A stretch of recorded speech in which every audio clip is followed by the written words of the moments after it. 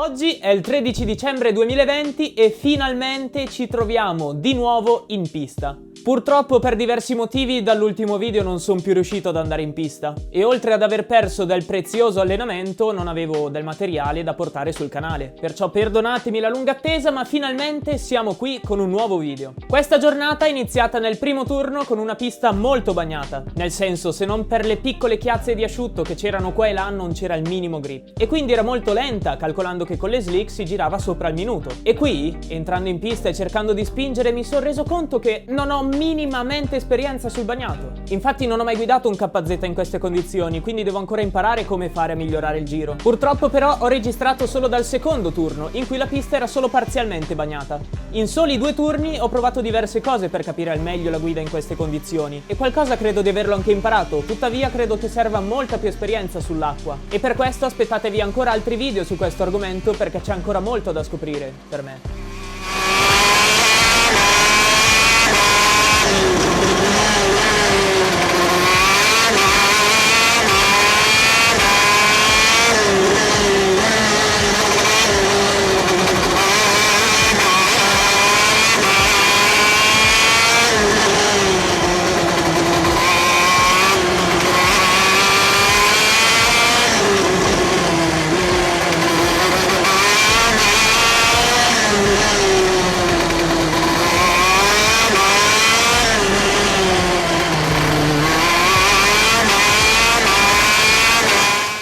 Però poi la giornata migliora, il sole asciuga la pista e finalmente si torna a spingere. Oggi ho deciso di guidare con le MG gialle delle gomme da KZ2 italiana per vedere un po' come sono. Le condizioni non sono perfette per nessuno, ma nel primo turno in sistema della giornata riesco a tirar fuori un 47,5, che non è affatto male. Tuttavia è qui che si riconferma uno dei più importanti, se non il più grande dei problemi della mia guida, ossia la frenata. Vi ricordate sul Tony?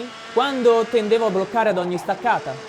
Oppure quando una frenata un pelo ritardata e scomposta mi è costata una gara?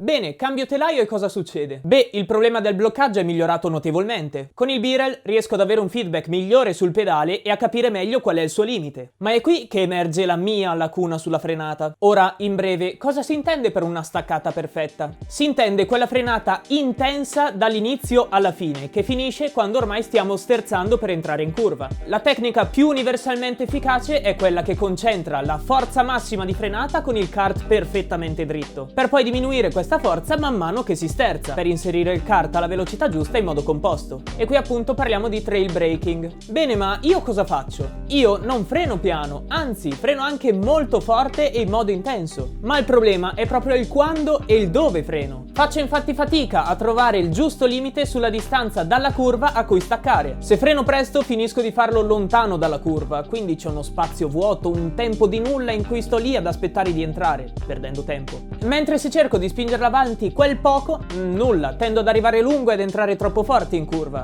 e quindi anche qui perdo tempo. Alla fine si tratta solo di trovare la giusta via di mezzo, una banalità da dirsi, ma da farsi...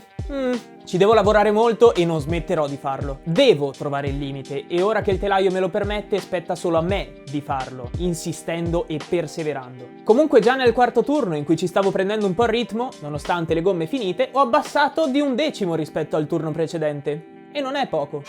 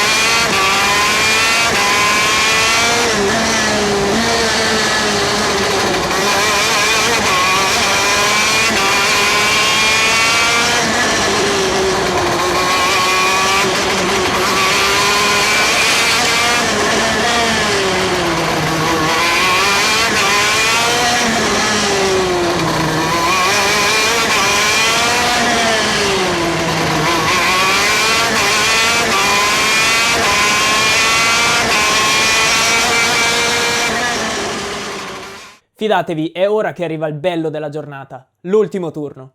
Alle ore 16:45 del 13 dicembre 2020, a Lonato del Garda è arrivato l'acerrimo nemico di ogni pilota, il nebbione. Allora, io ho provato a girare, giuro, ma ho fatto una decina di giri senza vedere nulla. Tra una curva e l'altra mi trovavo a fare il lavavetri con il dito per vedere dove fossi. Al che dopo una decina di giri sono uscito con il casco e la GoPro lavati dall'umidità. D'altronde questa è la stagione delle condizioni sfavorevoli. Lasciare il kart in garage? Nah. Scendiamo in pista e divertiamoci lo stesso.